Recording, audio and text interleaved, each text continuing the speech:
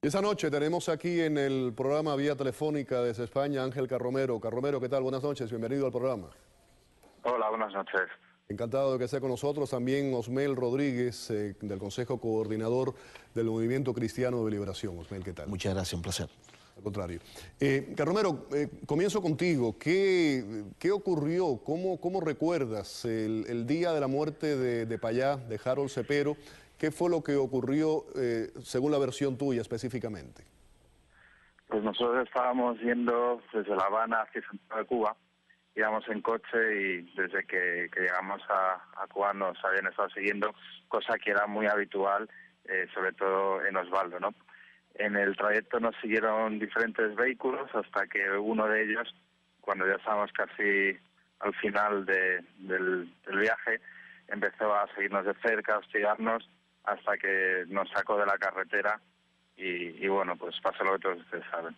Decías, ahora me comentabas que eran varios autos y que era algo usual. En algún momento durante esa persecución, si se puede llamar así, Osvaldo Payá te dijo, estoy acostumbrado a esto me ha ocurrido con anterioridad. Así es, de hecho, hacía un mes antes de que sucedieran estos hechos, Osvaldo iba con su mujer en coche y le impactó traseramente un vehículo que no se sabe quién y ocasionó un siniestro. O sea, hacía un mes que ya le habían intentado hacer algo, ¿no? El caso del joven sueco que los acompañaba, ¿has hablado con él? Realmente la versión que se dio en un principio es que él iba dormido y dijo que no recordaba nada. ¿Por qué el porqué de ese silencio? Aaron decía que iba dormido, pero le confirmó a Rosa María Payá en Suecia algo que creo que es bastante importante.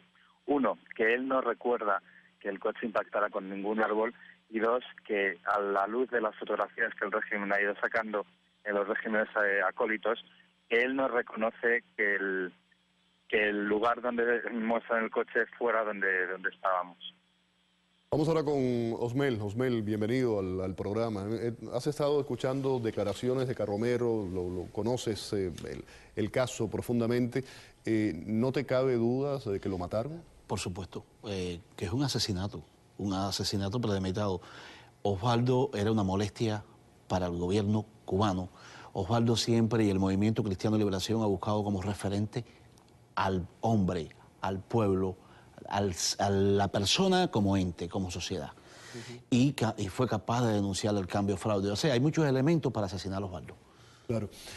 Carromero, una vez que sucede el accidente, la colisión, como lo querramos definir, catalogar, ¿qué ocurre después? ¿Quién es la primera persona que llega hasta el vehículo de ustedes? ¿Qué le dicen?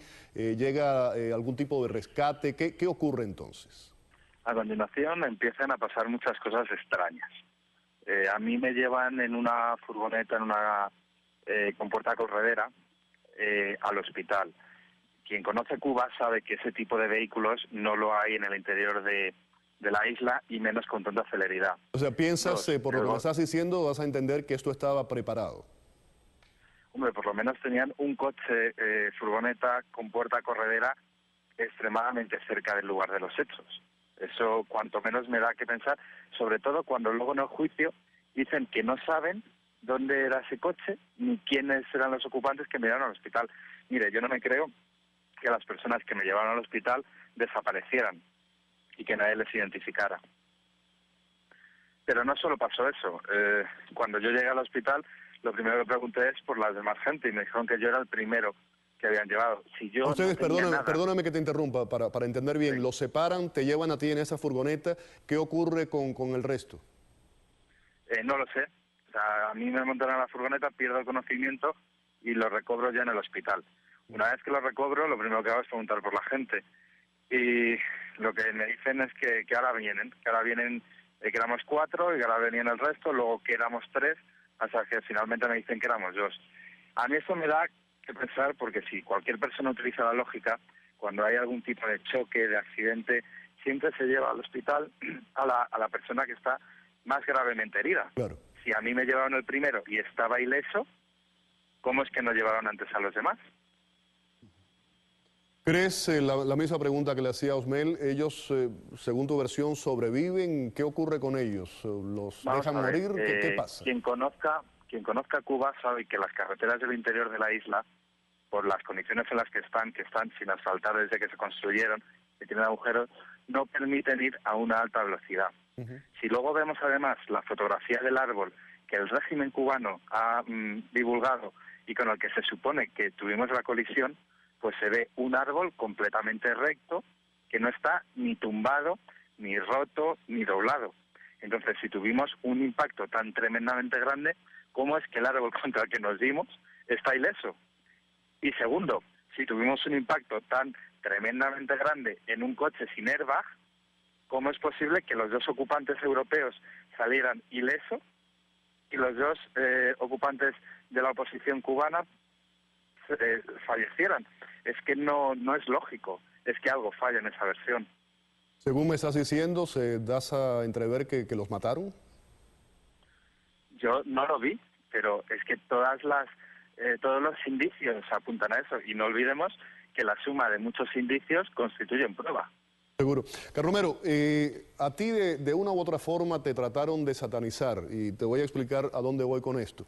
Surgieron toda una serie de informaciones, inclusive de España, a través de periodistas españoles, que decían que tenías un récord de conducción en España, que tenías muchas multas por exceso de velocidad. Para nada, eso yo se lo explico en un segundo. En España el sistema para poner multas es al propietario del vehículo, no al conductor. A mi coche lo conducían varias personas y cuando decían de que tenía muchísimas multas eran multas de aparcamiento. En España tú aparcas y tienes que introducir una moneda que tienes que cambiar cada hora. Cada hora tienes que bajar de tu oficina e introducir una moneda para poner un ticket. Ese tipo de multas es que no son ni multas, son sanciones. Entonces eso no indica ningún tipo de antecedente de nada. La verdad es que se intentó satanizar, como bien has dicho, porque si matábamos al mensajero, el mensaje moría. Claro. Es decir, si ellos conseguían que mi credibilidad bajara, no tendrían que enfrentarse a la realidad del mensaje que yo estoy diciendo. Vamos a ver, si aquí hay algo muy claro. Quien no tiene nada que ocultar, no le teme a una investigación internacional. Vamos a ver, si Cuba no tuviera nada que ocultar, si hubiera dado las autopsias de los fallecidos, que un año y un mes después todavía no las ha dado, si hubiera fabricado una versión más creíble, ¿qué miedo tendría a una investigación? Es que reafirmaría su verdad. ¿Cuál es el problema? Que es que lo que dicen no es la verdad, por eso no quieren que nadie más investigue. Vamos a regresar, nos cuentas lo de la furgoneta, que es sospechoso todo lo que ocurre. ¿En qué momento te enteras que Payá y Harold han muerto y en qué momento tú dices, nos siguieron varios autos, esto fue provocado, y qué ocurre por parte de la seguridad del Estado? Yo dije que nos habían seguido, que nos habían sacado de la carretera desde el primer momento. A mí, nada más sin cobrar conciencia, tenía a un militar a mi izquierda, a una mujer militar a mi izquierda, que me toma declaración y yo le digo lo que pasó. Luego, pues como ya se sabe, el hospital se llena de repente de militares, de tenientes coroneles, todos los rangos posibles de los militares estaban dentro de ese hospital.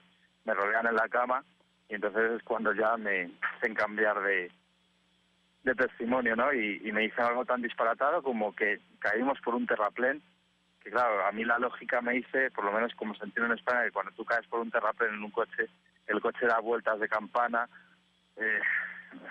se forma un grave accidente cuando ocurre eso.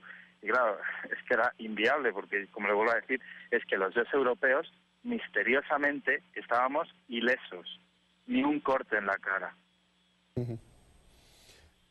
¿Te amenazaron alguna vez? ¿Te escribieron un libreto, un guión? ¿Te dijeron esto es lo que tienes que decir si quieres salir libre? Vamos a ver, el vídeo que han visto y que es una farsa absoluta, lógicamente no logra en libertad. O sea, es que ese vídeo es propio de un secuestrado de Al-Qaeda. Recordemos que en ese vídeo es que además hablo en cubano. Para los que nos escuchen tienen que saber que en España nadie, pero es que nadie, o sea, ni nadie dice accidente en tránsito. En España decimos accidente de tráfico. Entonces, ¿cómo es posible que yo me pusiera a utilizar expresiones cubanas de repente? Y luego hay una cosa que intenté hacer y que ha funcionado, ¿no? se ve que el vídeo no son varias tomas, porque yo lo que hago es, en cada toma que me iban haciendo, me abrochaba un botón, me desabrochaba otro botón, y en el vídeo se puede ver que hay tomas en las que aparezco con 2 botones, el polo que llevaba abrochado, del pullover, y en otras aparezco con el cuello del pullover abierto del todo. O sea, que funcionó lo que intenté hacer para que se viera que ese vídeo era una farsa. Claro, que era un video editado y que no había tenido una secuencia Claro, lógica por la forma claro. que nos estás contando. El juicio, ¿cómo fue el proceso? ¿Fue un juicio justo? Mire, el juicio fue una farsa absoluta. En Cuba, la defensa no tiene acceso a las pruebas. O sea, mi defensa no vio el coche siniestrado, no vio los informes médicos, no tuvo acceso a los testigos. Simplemente no pudo proponer peritos independientes. O sea, los peritos que analizaron todo eran gente que puso el gobierno de Cuba, militares, y no pudo intervenir nadie de fuera, nadie que no fueran los que ellos eligieran. Entonces, ¿qué defensa tiene alguien que no tiene ni acceso a las pruebas por las que se le acusan? O sea, ya no es que la versión cubana fuera mala y fuera mentira y estuviera muy mal preparada, es que mi defensa no podía tener acceso ni a las pruebas que ellos inventaron. O sea, ¿qué país reconoce una justicia así? En Cuba, en el momento en el que te señalan, ya estás condenado. Hubo un momento, tardó cierto tiempo, pero hubo un momento en que el gobierno español se involucra en el caso y tú comienzas a tener ciertos contactos y cierta relación con ellos. ¿Hubo algún tipo de negociación, de acuerdo, de silencio momentáneo para que te dejaran salir?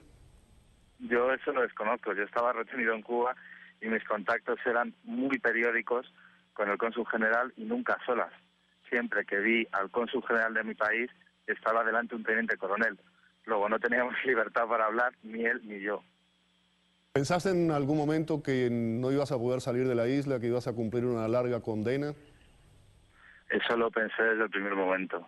O sea, yo tenía 26 años y me despedí de la vida. O sea, yo creía que uno, que me iban a matar, o dos, que nunca me iban a dejar salir de la isla. Osmel, estamos escuchando a Carromero, ahora regresamos con él y está contando algo que parece kafkiano, ¿no? Kafkiano. Todo lo que ha ocurrido. Y es algo que nosotros, digo nosotros los cubanos, hemos estado acostumbrados desafortunadamente a estas historias de terror durante más de 50 años. ¿Qué lectura, qué aprendizaje pueden tener los no cubanos de esta historia? No, es algo como empezaste a decirme, kafkiano. Es increíble todo lo que ocurre con esto de Osvaldo, pero fue algo bien orquestado, bien montado. Osvaldo lo seguían constantemente. La primera muestra es que unos días antes, si mal no recuerdo, son 1 mes y 12 días antes, tratan de asesinarlo, de matarlo, le chocan el carro. Y lo más interesante, cuando este primer accidente, en cuestiones de 5 o 6 segundos ya estaban 2 patrullas en La Habana al lado del carro, sacando a Osvaldo y Ofelia dentro del carro. O sea, todo esto viene de una forma hilvanándose.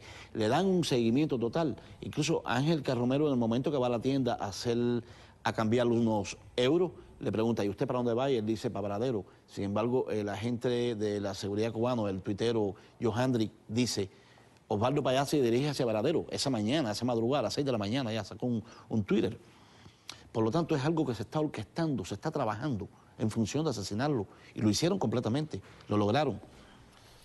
Carromero, en el momento que te enteras que vas a pasar, se hablaba de que ibas a pasar la Navidad en España, ¿cuál es su primera reacción? Y de nuevo, ¿te ponen algún tipo de condición para esto?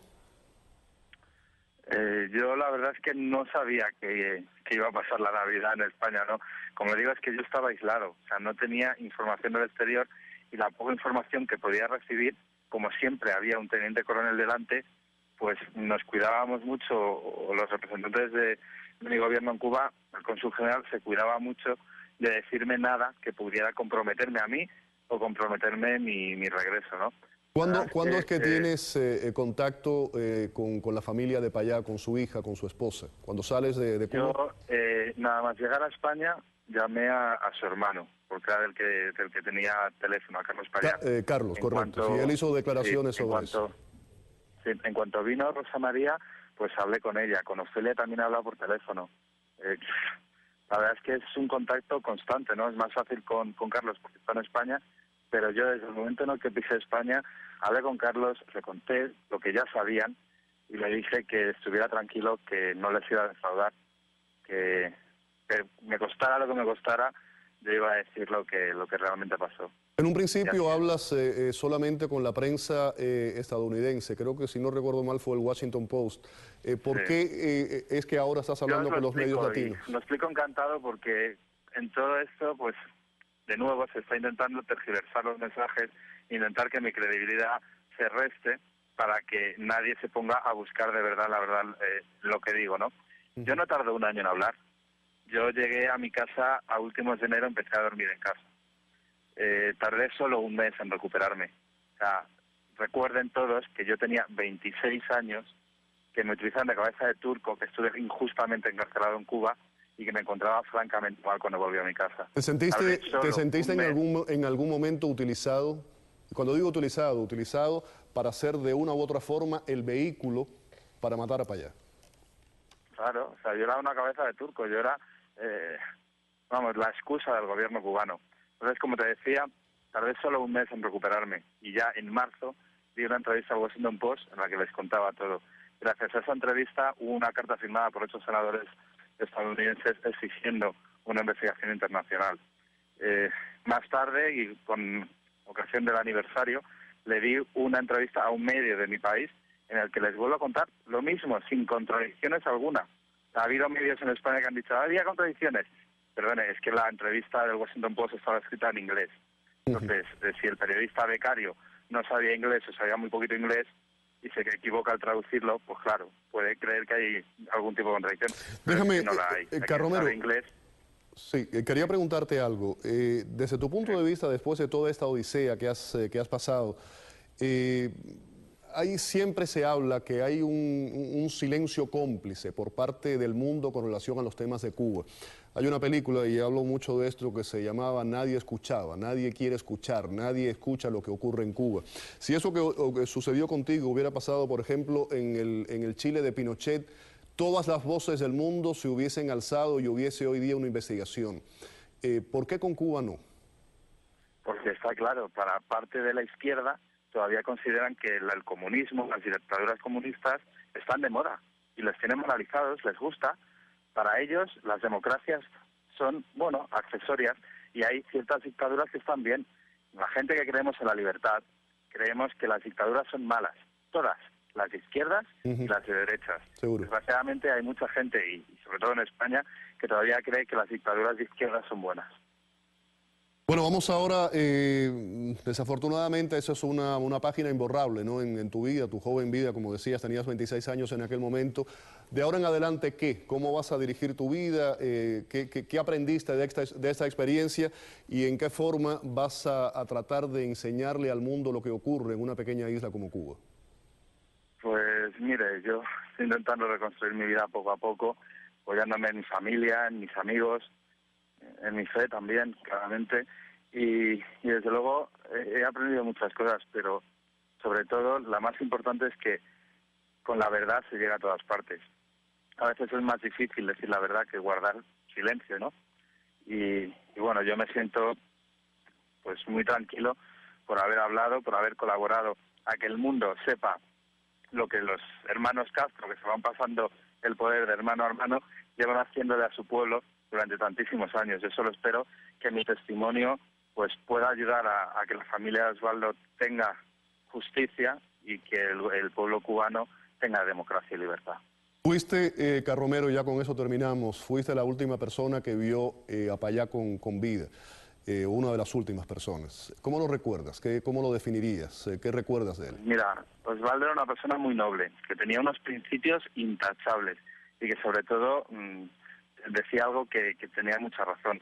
Que los políticos no solo tienen que ser buenos gestores, sino que tienen que gestionar con valores y con moral.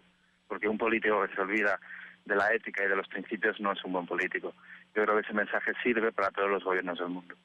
Romero, te agradezco muchísimo que hayas estado con nosotros en el programa, que hayas hablado así francamente, y ese mensaje continúa llevándolo a todas partes, que es muy importante. Vale, muchas gracias a vosotros. Gracias, Osmel, muchísimas gracias. Muchas también gracias, por haber estado. muchas ¿Quieres gracias. agregar algo sobre...? No, que estamos en función de una investigación internacional, estamos en función de una querella ante la Audiencia Nacional Española y que en los próximos días habrá más cosas. Muchísimas gracias. Gracias a por ti, haber Fer. estado Muchas aquí gracias. en el programa. Vamos a la pausa. Al regreso, el Washington Post revela los excesos de la Agencia Nacional de Seguridad de Estados Unidos y sus miles de infracciones a normas de privacidad. Volvemos con la información.